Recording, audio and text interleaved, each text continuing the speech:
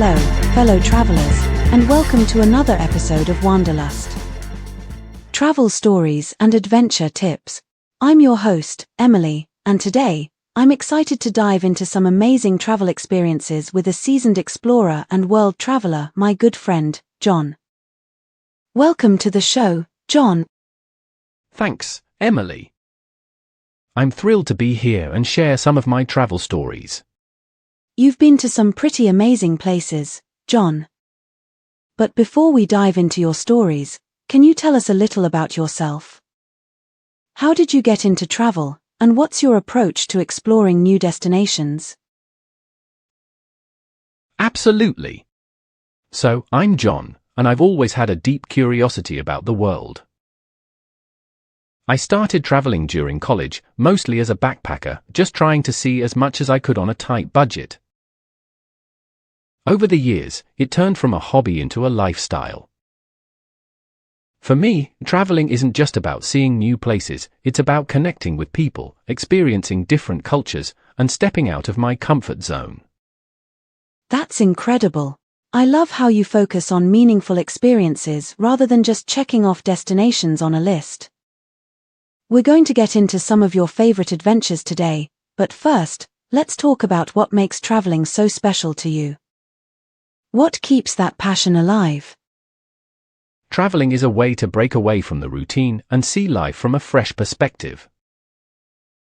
Every place has its own story, its own rhythm, and its own way of teaching you something new. Plus, there's always the thrill of the unknown. You never know what kind of adventure or challenge you'll run into. Let's dive right into one of your most unique travel stories.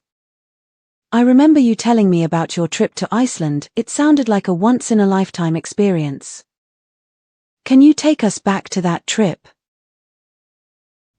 Iceland. That trip still stands out to me. I went there a few years ago with the intention of hiking through some of the country's most remote areas. Iceland is known for its stunning landscapes, glacier, volcanic terrain, and endless waterfalls. But what made this trip special was that I decided to camp in the wilderness for a few days, away from the popular tourist spots. That sounds both amazing and a little bit terrifying. What was it like being so isolated? It was surreal. We hiked through this stunning valley surrounded by mountains and glacier. There were times when it felt like we were the only people on the planet.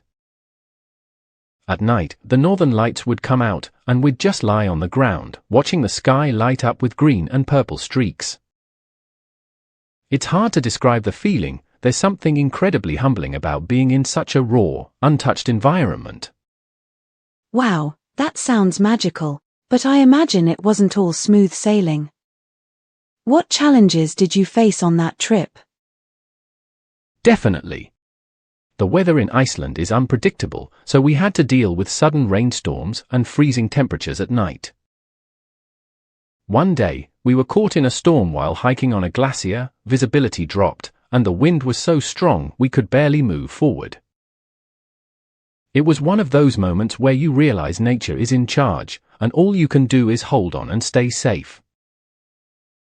That sounds intense. How did you push through that? We stayed calm, used our gear to stay as dry and warm as possible, and found shelter in a cave until the worst of it passed. In situations like that, preparation is key. But the challenge made the experience even more memorable. When we finally reached our destination and saw the view over the valley, it was worth every tough moment. That's incredible, John. It's stories like these that make me want to pack my bags right now. But let's switch gears a bit. A lot of our listeners might be wondering how they can travel without breaking the bank. You've traveled extensively on a budget. What are your top tips for exploring the world without spending a fortune? Absolutely, Emily. Traveling doesn't have to be expensive if you're smart about it. My first tip is to always keep an eye out for flight deals. There are great apps and websites that alert you to discounted fares, and sometimes it means being flexible with your dates and destinations. Secondly, accommodation. Instead of hotels, I usually stay in hostels, guest houses, or even do couch surfing, where locals host travelers for free. That's a great tip. It must be a fantastic way to meet new people, too. Exactly. You meet fellow travelers and locals who can give you insider tips on the best places to explore. My third tip would be to travel like a local. Use public transportation, eat street food, and shop at local markets. Not only is it cheaper, but you also get a more authentic experience of the culture. I love that. Traveling isn't just about the destination, it's about immersing yourself in the culture. Any advice on how to plan for budget trips? Do your research ahead of time. Look into free or low-cost activities, like hiking, visiting parks, or exploring local neighborhoods. And don't be afraid to ask locals for recommendations. Often, they'll point you to hidden gems that aren't in the guidebooks. Those are great tips, John. Now, we've all had those moments when things go wrong while traveling. Can you share a time when you ran into trouble on the road and how you handled it? Oh, I've had plenty of those moments. One that comes to mind is when I was in Vietnam. I was traveling through the countryside on a motorbike when I got a flat tire in the middle of nowhere. I didn't speak the language, and there weren't any repair shops nearby. Oh no.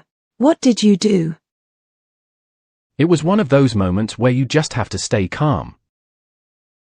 I waved down a local who was passing by, and even though we didn't speak the same language, he understood the problem and helped me get to a nearby village where I could fix the tire.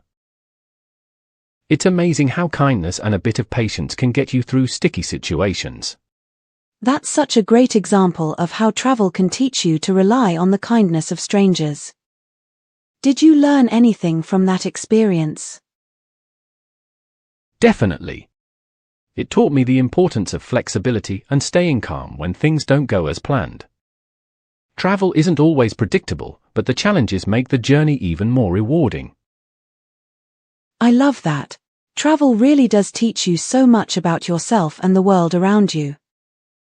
It's not just about the places you visit, it's about the experiences you have and the people you meet along the way.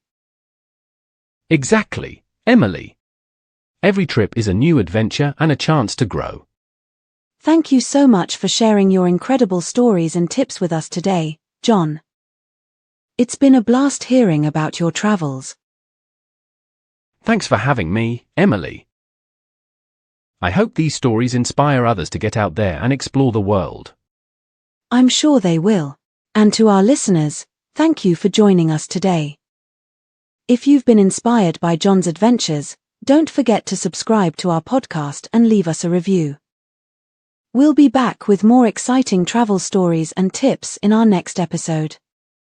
Until then, happy travels.